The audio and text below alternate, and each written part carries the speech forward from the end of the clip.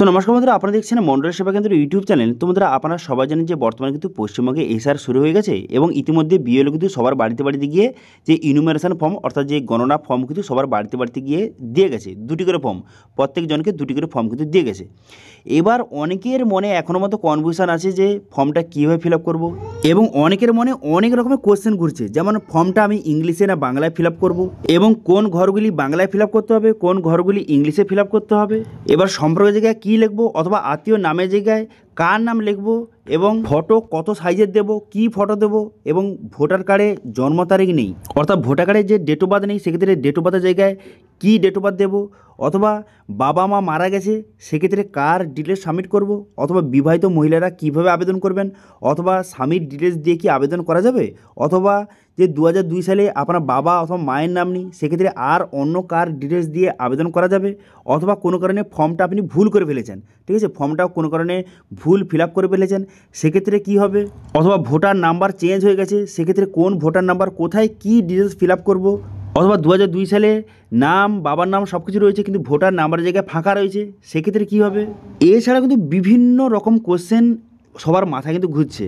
তো সেক্ষেত্রে এই ভিডিওতে সমস্ত কোশ্চেনের কিন্তু অ্যান্সার পেয়ে যাবেন। যদি আপনারা এই ভিডিওটা প্রথম থেকে শেষ পর্যন্ত দেখেন সেক্ষেত্রে কিন্তু আপনাদের সমস্ত রকম কোশ্চেন সমস্ত রকম ডাউট কিন্তু ক্লিয়ার হয়ে যাবে। তো সেই জন্য এই ভিডিওতে আপনাদের এই ফর্ম ফিল আপ কীভাবে করবেন তার স্টেপ বাই স্টেপ প্রসেস কিন্তু আপনাদের দেখে দেবো। প্রতিটা অপশান আপনাদের বুঝিয়ে কিন্তু বলবো যে কারা কারা কোথায় কোথায় কোন কোন ডিটেলস বসাতে হবে, কাদেরকে কোন ডিটেলস বসাতে হবে, অথবা যদি ফর্মটা কোনো কারণে ভুল ফিল আপ করে থাকেন সেক্ষেত্রে কী হবে বা কী করতে পারেন আপনি, অথবা কীভাবে ভেরিফিকেশন হবে, সমস্ত স্টেপ বাই স্টেপ আপনাদের জানিয়ে দেবো। ঠিক আছে, ফর্ম ফিল আপ কাজ থেকে শুরু করে এই যে এসআইআর সম্পূর্ণ ভেরিফিকেশন প্রসেসটা আপনাদের বুঝিয়ে দেবো। ঠিক আছে, সেই জন্য ভিডিওটা প্রথম থেকে শেষ পর্যন্ত অবশ্যই দেখবেন মনোযোগ সহকারে, এবং আমাদের চ্যানেলে প্রথমবার ভিজিট করে থাকলে আমাদের চ্যানেলটিকে সাবস্ক্রাইব করে রাখুন এবং পাশে থেকে বেল আইকনটিকে অবশ্যই প্রেস করে রাখুন। তো চলুন আজকে ভিডিওটা শুরু করা যাক। তো প্রথম কিন্তু এই যে ফর্মটা এটা কিন্তু বিএলও বাড়ি বাড়ি সবার বাড়িতে কিন্তু এই ফর্মটা দিয়ে যাচ্ছে, আপনারা সবাই জানেন। এখানে গণনা ফর্ম, এখানে কিন্তু বিএলওর নাম এবং মোবাইল নাম্বার এখানে কিন্তু লেখা থাকবে। ঠিক আছে, এবার প্রথম ঘরে এখানে কিন্তু আপনার নাম, বর্তমান যে আপনার নামটা এবং আপনার বর্তমান যে এপিক নাম্বার এবং আপনার অ্যাড্রেসটা এখানে দেওয়া থাকবে। সেকেন্ড ঘরে কী থাকবে, সেকেন্ড ঘরে হচ্ছে আপনার যে ক্রমিক সংখ্যা থাকবে, অংশ নম্বর, এইসব ডিটেলস কিন্তু থাকবে। ঠিক আছে, বর্তমানে আপনি যেখানে ভোট দেন তার ডিটেলস থাকবে। তারপরে কিউআর কোড এবং একটি ফটো কিন্তু দেওয়া থাকবে, যেটা আপনার ভোটার কার্ড রয়েছে সেই ফটোটা দেওয়া থাকবে। এবার আপনাকে যেটা করতে হবে সেটা হচ্ছে এখানে কালার ফটো, পাসপোর্ট সাইজের কালার ফটো একটি মারিয়ে দিতে হবে। ঠিক আছে, ব্যাকগ্রাউন্ড কী হবে, হয় সাদা অথবা যদি ব্লু দেন সেক্ষেত্রে হালকা ব্লু কিন্তু দেবেন, কিন্তু তবে মনে রাখবেন ফটোটা যেন 3 থেকে 6 মাসের মধ্যে হয়। ঠিক আছে, বেশি যেন পুরনো না হয়। ওকে, তারপরে কি করবেন, এখানে জন্ম তারিখ, এখানে জন্ম তারিখ আপনি সঠিকভাবে কিন্তু লিখে দেবেন, এটা ইংলিশে লিখবেন। এবার বললে কি অনেকে বলছে যে ফর্মটা কিসে ফিল আপ করবো, বাংলায় না ইংলিশে। দেখুন, আপনি ফর্মটা বাংলা অথবা ইংলিশে আপনি ফিল আপ করতে পারেন, কোনো সমস্যা নেই। তবে আপনাদের বলবো যে যদি আপনি বাংলায় ফিল আপ করেন সেক্ষেত্রে কিন্তু এই আধার নাম্বার, জন্ম তারিখ এগুলো কিন্তু ইংলিশে লিখবেন, ভোটার নাম্বার এগুলো কিন্তু ইংলিশে লিখবেন। ঠিক আছে, আর যারা ইংলিশে ফিল আপ করবেন তারা কিন্তু সবগুলো লেটার কিন্তু ব্লক লেটারে করবেন। ঠিক আছে, এবার কিন্তু আপনার জন্ম তারিখটা এখানে সঠিকভাবে বসিয়ে দিলেন। এবার ভোটার কার্ডে জন্ম তারিখ নেই সেক্ষেত্রে আধার কার্ডে যে জন্ম তারিখটা রয়েছে, ডেট অফ বার্থ রয়েছে, সেটা আপনি সঠিকভাবে এখানে বসিয়ে দেবেন।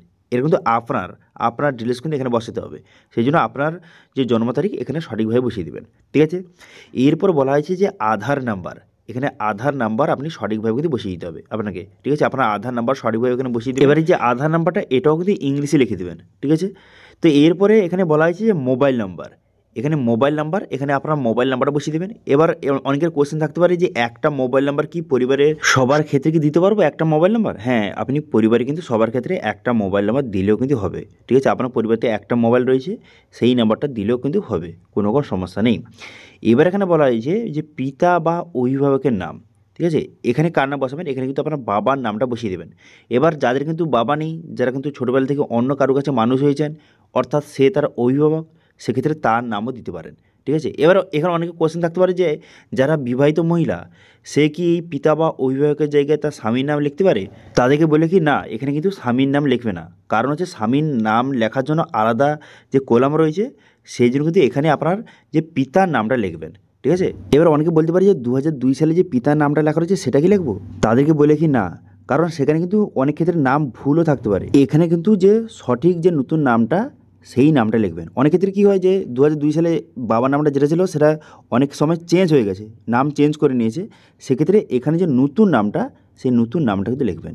ঠিক আছে, বোঝা গেল। অর্থাৎ আপনার ভোটার কার্ড অথবা আধার কার্ডে যে নতুন নামটা লেখা রয়েছে আপনার বাবার, সেই নামটা কিন্তু এখানে আপনি লিখে দিতে পারেন। ঠিক আছে, এবং যারা মহিলা রয়েছে তারা কিন্তু এখানে তার বাবার যে নতুন নামটা, সঠিক নামটা সেটা আপনি বসিয়ে দেবেন। ঠিক আছে, এখানে বাবার নামই বসাবেন। ওকে, তারপরে আপনি কী করবেন, তার নিচে এখানে পিতা বা অভিভাবকের এপিক নাম্বার অর্থাৎ ভোটার কার্ডের নাম্বারটা এখানে সঠিকভাবে বসিয়ে দেবেন। ঠিক আছে, এবার অনেক ক্ষেত্রে কী হয় যে অনেকের বাবা মারা গেছে, সেক্ষেত্রে ভোটার কার্ডটি নিষ্ক্রিয় হয়ে গেছে, সেক্ষেত্রে এখানে ভোটার নাম্বারের জায়গায় ফাঁকা রেখে দেবেন। ঠিক আছে, এবার এখানে অনেকে কোয়েশ্চেন থাকতে পারে যেখানে বাবার যে এপিক নাম্বারটা সেটা 2002 সালে সেই এপিক নাম্বারটা বসাবো না, সেই এপিক নাম্বারটা বসাবে না, বর্তমানে যে নতুন এপিক নাম্বারটা সেটা বসাবেন। কারণ অনেকের ক্ষেত্রে যে 2002 সালে যে এপিক নাম্বারটা রয়েছে যেটা WB দিয়ে শুরু, সেই এপিক নাম্বারটা কিন্তু চেঞ্জ হয়ে নতুন এপিক নাম্বার হয়েছে, সেক্ষেত্রে নতুন যে এপিক নাম্বারটা সেই এপিক নাম্বারটা এখানে বসাবেন। ঠিক আছে, বোঝা গেল, ক্লিয়ার। অর্থাৎ এই যে কলামগুলিতে লেটেস্ট সব কিছু ইনফরমেশান আপনাকে বসাতে হবে। ঠিক আছে, যেমন লেটেস্ট নাম, লেটেস্ট যে এপিক নম্বর এবং সব কিছু ডিটেলস যে নতুন, সেই সব ডিটেলস কিন্তু এখানে বসাতে হবে। ঠিক আছে, সেম একইভাবে এখানে আপনার মায়ের নামটা বসিয়ে দেবেন। মায়ের নামটা বসিয়ে দেওয়ার পর এবার মায়ের এপিক কার্ড নাম্বার অর্থাৎ ভোটার কার্ড নাম্বারটা সঠিকভাবে বসিয়ে দেবেন। ঠিক আছে, এবার মা যদি কোনো কারণে মারা গিয়ে থাকে, ঠিক আছে, সেক্ষেত্রে এখানে ভোটার কার্ডের নাম্বার জায়গায় এটা ফাঁকা রেখে দেবেন। ঠিক আছে, বোঝা গেল। দেখুন, এপিক নাম্বার না বসালেও চলবে, এটা ম্যান্ডেটরি নয়, কিন্তু নামটা কিন্তু অবশ্যই আপনাকে লিখতে হবে। পিতা এবং মাতার নাম কিন্তু অবশ্যই আপনাকে লিখতে হবে। ঠিক আছে, এরপর স্বামী বা স্ত্রীর নাম। দেখুন, যদি কোনো পুরুষ বিবাহিত পুরুষ হয়ে থেকে আবেদন করছেন, সেক্ষেত্রে তার স্ত্রীর নামটা লিখে দেবেন এবং তার যে স্ত্রী রয়েছে তার ভোটার কার্ড বা এপিক কার্ডের নাম্বারটা লিখে দেবেন। এবার যারা কিন্তু বিবাহিত মহিলা আবেদন করছেন, তার স্বামীর নামটা লিখে দেবেন এবং স্বামীর যে এপিক নাম্বার অর্থাৎ ভোটার কার্ড নাম্বারটা লিখে দেবেন। ঠিক আছে, এবার যদি কেউ বিবাহিত না হয়ে থাকেন, সেক্ষেত্রে এই দুটো ঘর কিন্তু আপনি ছেড়ে দেবেন, অথবা কারো যদি ডিভোর্স হয়ে গিয়ে থাকে, সেক্ষেত্রেও এই দুটো ঘর কিন্তু আপনি ছেড়ে দেবেন। ঠিক আছে, তো আশা করি বুঝতে পারছেন এই ঘরগুলিতে কী ডিটেলস ফিল আপ করবেন সেটা আপনাদের জানিয়ে দিলাম। ঠিক আছে, এবার আপনি নিচের দিকে চলে আসবেন। নিচের দিকে আসার পর এখানে দুটো কলাম রয়েছে। এবার আগে বুঝুন যে কীভাবে ফিল আপ করেন, ভালো করে মনোযোগ সহকারে এখানে দেখে নিন, কারণ এখানে কিন্তু অনেক মানুষ ভুল করে। দেখুন, যাদের 2002 সালে যাদের ভোটার লিস্টের নাম রয়েছে, তারা কিন্তু এই বাম দিকের ঘরটা, এই ঘরটা কিন্তু আপনাকে ফিল আপ করতে হবে। ঠিক আছে, এবার যদি আপনার 2002 সালে আপনার নাম নেই কিন্তু আপনার পিতা অথবা মাতা অথবা দাদু ঠাকুমার নাম রয়েছে, সেক্ষেত্রে ডান দিকের ঘরটা আপনাদের ফিল আপ করতে হবে। কিন্তু দুটো ঘর একসঙ্গে ফিল আপ করবেন না। আমি কিন্তু আপনাদের দেখানোর জন্য দুটো ঘর ফিল আপ করেছি, কিন্তু আপনারা কিন্তু যে কোনো একটা ঘর ফিল আপ করবেন।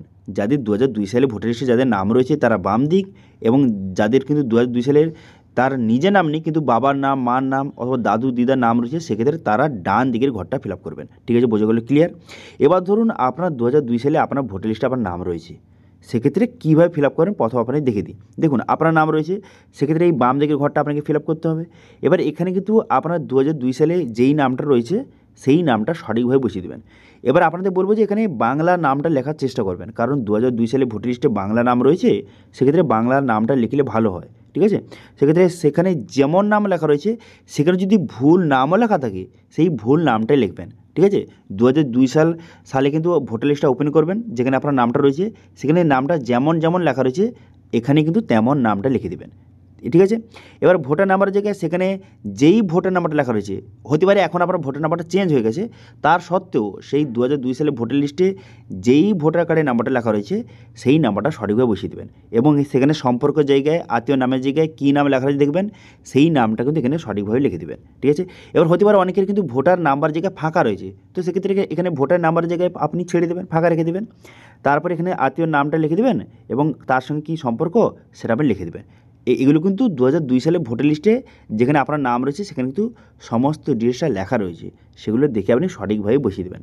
যে সেখানে আত্মীয়র নাম কী লেখা রয়েছে, তার সঙ্গে সম্পর্ক কী লেখা রয়েছে সেটা আপনি বসিয়ে দেবেন। ঠিক আছে, এবার বিবাহিত মহিলারা যারা আবেদন করছেন তার নাম যদি 2002 সালে থেকে থাকে, সেক্ষেত্রে সেখানে কার নাম লেখা দেখবেন, সম্পর্কের জায়গায় কার নাম লেখা রয়েছে। যদি স্বামীর নাম লেখা থাকে সেক্ষেত্রে স্বামীর নাম লিখবেন, যদি পিতার নাম লেখা থাকে সেক্ষেত্রে এখানে পিতার নাম লিখে দেবেন। সেখানে যা যা রয়েছে এখানে সেই ডিটেলস কিন্তু আপনি ফিল আপ করবেন। ঠিক আছে, এবার হতে পারে অনেকের নাম চেঞ্জ হয়ে গেছে অথবা বাবার নাম কিন্তু বর্তমানে চেঞ্জ করে নিয়েছে, সেক্ষেত্রেও বর্তমানে সেই 2002 সালে ভোটার লিস্টে যেই নামটা রয়েছে এবং সেখানে সম্পর্কিত ব্যক্তির জায়গায় অথবা যে আত্মীয় নেমের জায়গায় যেই নামটা রয়েছে তার সঙ্গে কী সম্পর্ক লেখা রয়েছে সমস্ত ডিটেলস কিন্তু হুবহু এখানে লিখে দেবেন। ঠিক আছে, লিখে দেওয়ার পর তারপরে জেলার নাম, এখানে জেলার নামটা কিন্তু সঠিকভাবে বসিয়ে দেবেন।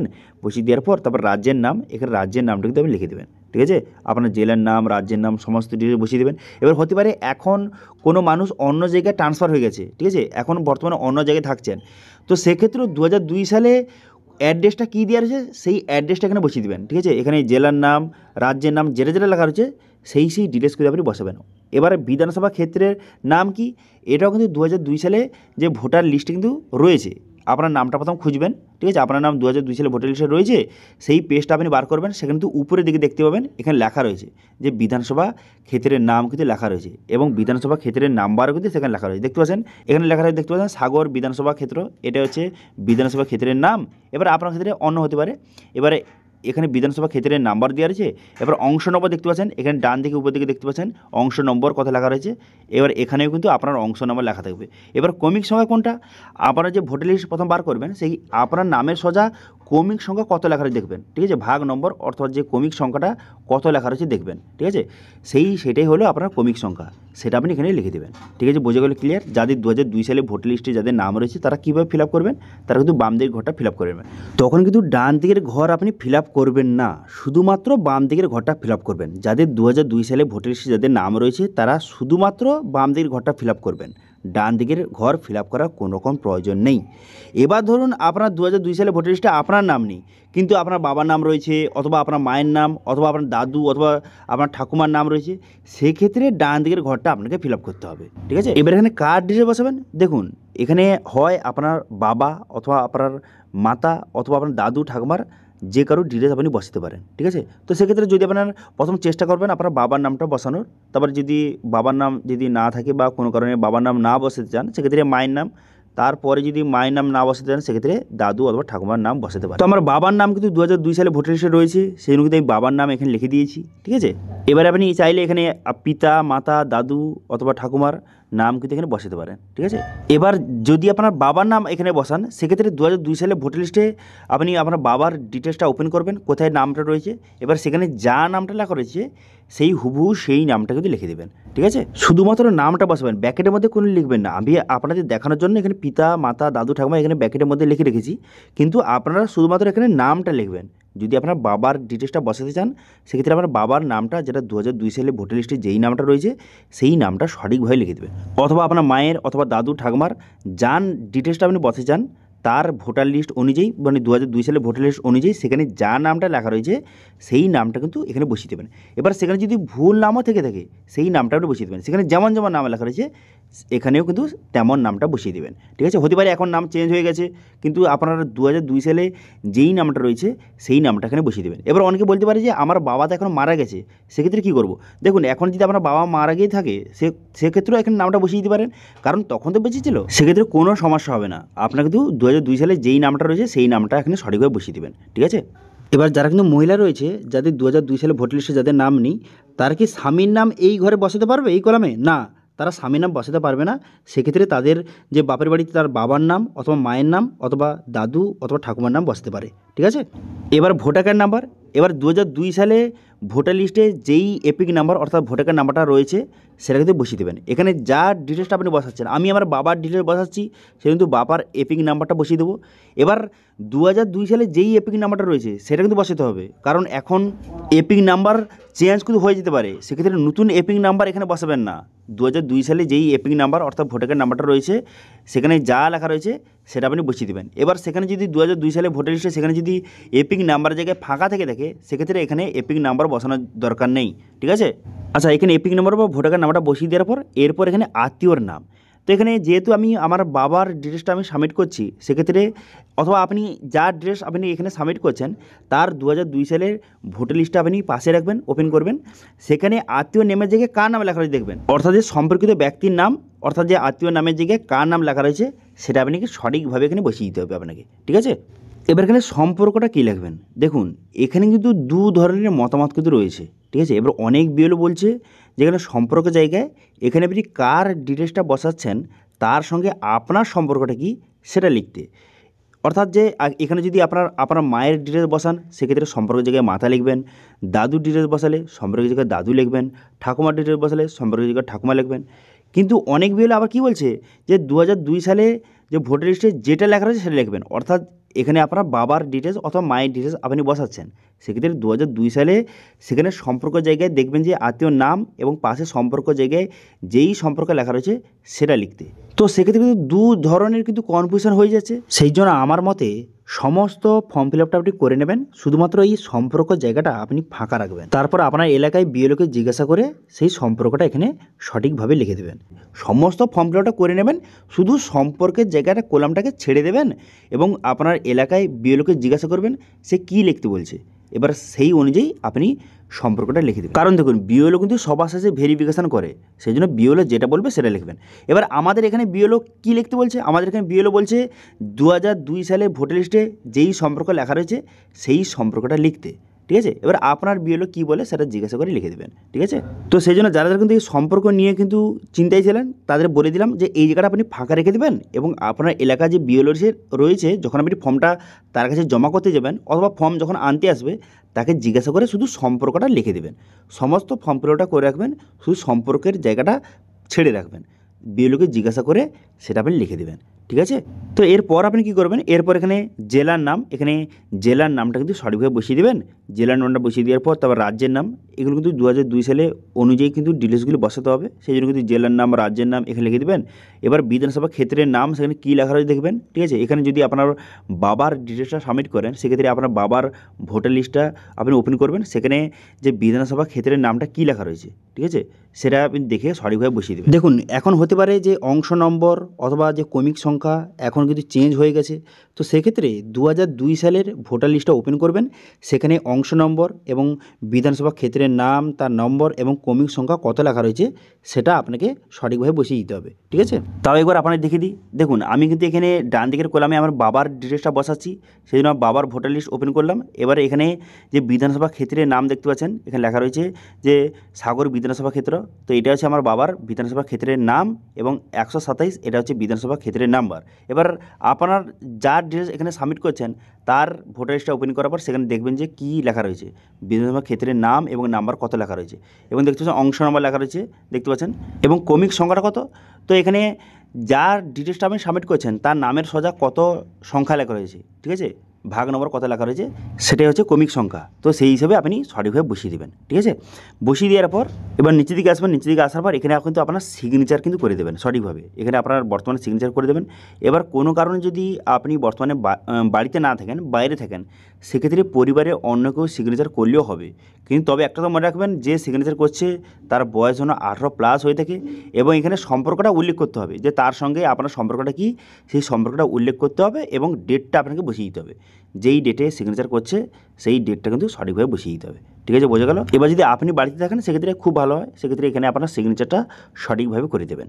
করে দেওয়ার পর তারপরে এখানে নিচে বিএলও এখানে স্ট্যাম্প মারবে এবং বিএলও কিন্তু সিগনেচার করে নেবে, সিগনেচার করে ফর্মটা জমা নিয়ে নেবে। ঠিক আছে, এবার বলে কি এই ফর্মের সঙ্গে কোনো কি ডকুমেন্টস দিতে হবে না, এই ফর্মের সঙ্গে কোনো ডকুমেন্টস দিতে হবে না। যদি আপনার 2002 সালে যদি আপনার ভোটার লিস্টে আপনার নাম থেকে থাকে সেক্ষেত্রে এই ফর্মটা ফিল আপ করে দিয়ে দেবেন, এই ফর্মের সঙ্গে কোনো রকম ডকুমেন্টস দিতে হবে না।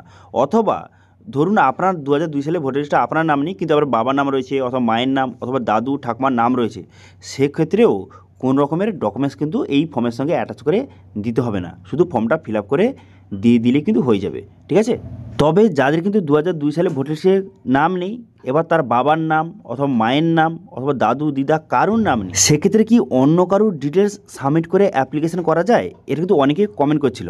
দেখুন বর্তমানে কিন্তু সরকারের তরফ থেকে যেটা বলা হয়েছে সেটা হচ্ছে আপনার যদি নাম না থাকে সেক্ষেত্রে বাবা মা দাদু ঠাকুমার ডিটেলস সাবমিট করে অ্যাপ্লিকেশন করা যায়, কিন্তু অন্য কোনো সম্পর্কের কথা বলেনি। তো সেক্ষেত্রে যদি আপনার বাবা মা দাদু ঠাকুমার ডিটেলস যদি না থাকে 2002 সালে ভোটার লিস্টে নাম না থাকে সেক্ষেত্রে অন্য কারোর ডিটেলস দিয়ে আবেদন করা যাবে কি না সেটা বিএলওকে একবার জিজ্ঞাসা করে নেবেন। এবার সে যদি বলে হ্যাঁ আবেদন করা যাবে, যেমন আপনার দাদা অথবা আপনার দিদি অথবা আপনার কাকু অথবা আপনার জেঠু এদের ডিটেলস দিয়ে আবেদন করা যাবে কি না সেটা একবার জিজ্ঞাসা করে নেবেন। যদি তারা হ্যাঁ বলে সেক্ষেত্রে আপনি এখানে তাদের ডিটেলস বসিয়ে আবেদন করতে পারেন। ঠিক আছে, অথবা তারা যদি বলে না এই চারজনের অর্থাৎ যে মা, বাবা, দাদু, ঠাকুমা এই চারজনের ডিটেলস ছাড়া আবেদন করা যাবে না। সেক্ষেত্রে এই দুটো ঘর কিন্তু আপনি ফাঁকা রাখবেন, ঠিক আছে। সেক্ষেত্রে এই ফর্মের সঙ্গে কিন্তু ডকুমেন্টস অ্যাটাচ করতে হবে। সরকার যে 11টি ডকুমেন্টসের কথা বলেছে তার মধ্যে যে কোনো একটি ডকুমেন্টস এই ফর্মের সঙ্গে অ্যাটাচ করে বিএলওকে জমা করতে হবে, ঠিক আছে। তবে এখানে আপনাদের বললে কি এই দুটো যে ফর্ম দেবে, প্রত্যেক মানুষকে দুটো করে যে ফর্ম দেবে, দুটো ফর্ম কিন্তু আপনাকে ফিল আপ করতে হবে এবং দুটো ফর্ম কিন্তু বিএলওর কাছে নিয়ে যেতে হবে। সেই দুটো ফর্মে কিন্তু স্ট্যাম্প মেরে সিগনেচার করে একটি ফর্ম আপনাকে দিয়ে দেবে এবং আরেকটি ফর্ম সে কিন্তু জমা নিয়ে নেবে, ঠিক আছে। এবার যদি কোনো কারণে ফর্মে ভুল হয়ে যায়, দেখুন আপনাদের প্রথম বললে কি যে বিএলও কিন্তু প্রত্যেকজনকে দুটো করে কিন্তু ফর্ম দিচ্ছে, ঠিক আছে। তো সেক্ষেত্রে আপনি কিন্তু একটা ফর্ম কিন্তু জেরক্স করে রাখবেন, ঠিক আছে, জেরক্স করে রাখবেন এবং যেই দুটো ফর্ম কিন্তু বিএলও আপনাকে প্রোভাইড করেছে সেই দুটো ফর্ম আপনি ফিল আপ করে বিএলওকে জমা করবেন। এবার যদি কোনো ফর্ম যদি কোনো কারণে ভুল হয়ে থাকে, যেটা আপনি জেরক্স করে রেখেছেন সেই ফর্মটা ফিল আপ করে জমা দিলেও কিন্তু হবে, কোনো সমস্যা নেই, ঠিক আছে। এবার যদি কোনো ডিটেলস ভুল বসিয়ে থাকেন সেক্ষেত্রে কিন্তু হোয়াইটনার ইউজ করতে পারবেন, কিন্তু যতটা চেষ্টা করবেন হোয়াইটনার যেন না ব্যবহার হয় সেই বিষয়গুলো একটু খেয়াল রাখবেন, ঠিক আছে। সেই জন্য যে কোনো ডিটেলস বসানোর আগে ভালো করে ভেবে চিন্তে ফর্ম ফিল আপটা করবেন, ঠিক আছে। এবার হচ্ছে বিএলও টোটাল কবার আসবে, দেখুন বিএলও টোটাল কিন্তু 3বার আসবে। একবার আসবে ফর্মটা দিতে, ঠিক আছে, ফর্মটা দিয়ে চলে গেল, প্রত্যেকজনকে 2 পিস করে ফর্ম দিয়ে কিন্তু চলে যাবে। তারপরে 1 সপ্তাহ বা কিছুদিন পরে এসে কিন্তু যেই ফর্মটা আপনি ফিল আপ করে রেখেছেন, যেই দুটি ফর্ম আপনি ফিল আপ করে রেখেছেন সেই দুটি ফর্ম কিন্তু নিতে আসবে, ঠিক আছে। বিএলও কিন্তু আবার আসবে, বিএলও টোটাল 3বার আসবে। একবার ফর্ম দিতে আসবে, একবার ফর্ম কিন্তু নিতে আসবে, ঠিক আছে। তার পরের বার যাদের কিন্তু কোনো কারণে কোনো কিছু ভুল হয়ে গেছে অথবা কোনো কিছু ডিটেলস আপনি ভুল করেছেন সেক্ষেত্রে হিয়ারিংয়ের কিন্তু নোটিশ আপনার বাড়িতে আসবে। তারপর কিন্তু ভেরিফিকেশন বা হিয়ারিংয়ের জন্য আপনাকে যেতে হতে পারে, তখন কিন্তু আপনার সমস্ত অরিজিনাল ডকুমেন্ট নিয়ে আপনাকে ভেরিফিকেশন বা হিয়ারিংয়ের জন্য আপনাকে যেতে হতে পারে, ঠিক আছে। তারপরে সেখানে আপনার ডকুমেন্ট সব কিছু ভেরিফিকেশন করে তারপর কিন্তু আপনার ফর্মটা অ্যাপ্রুভ করে দিতে হবে, ঠিক আছে। তো এটা হচ্ছে ফুল প্রসেস। তো আজকে ভিডিওতে কী দেখালাম যে ফর্মটা কীভাবে ফিল আপ করবেন সেটা দেখিয়ে দিলাম, কোথায় কার ডিটেলস বসাবেন সেটা আপনাদের বলে দিলাম, অথবা যদি কেউ ফর্মটা ভুল করে থাকে সেক্ষেত্রে কী করতে হবে সেটা আপনাদের জানিয়ে দিলাম, এবং কীভাবে ভেরিফিকেশন হয়, কতবার বিএলও আসবে, সমস্ত ডিটেলস কিন্তু আপনাদের জানিয়ে দিলাম। এবার এই বিষয়ে যদি আপনাদের কোনো রকম যদি আর সমস্যা থেকে থাকে অথবা কোনো রকমের কোয়েশ্চেন বা কোয়ারিজ থেকে থাকে অবশ্যই কমেন্ট করুন, আমি অবশ্যই তা রিপ্লাই করব। এবং আজকে ভিডিওটা ভালো হয়ে থাকলে ভিডিওকে লাইক করে দেবেন এবং ভিডিও কিন্তু বন্ধুর সঙ্গে শেয়ার করে দেবেন, এবং আমাদের চ্যানেলে প্রথমবার ভিজিট করে থাকলে আমাদের চ্যানেলটিকে সাবস্ক্রাইব করে রাখুন এবং পাশে থেকে বেল আইকনটিকে অবশ্যই প্রেস করে রাখুন। আজকে ভিডিওটা এই পর্যন্ত, দেখা হচ্ছে নেক্সট ভিডিওতে। Thank you.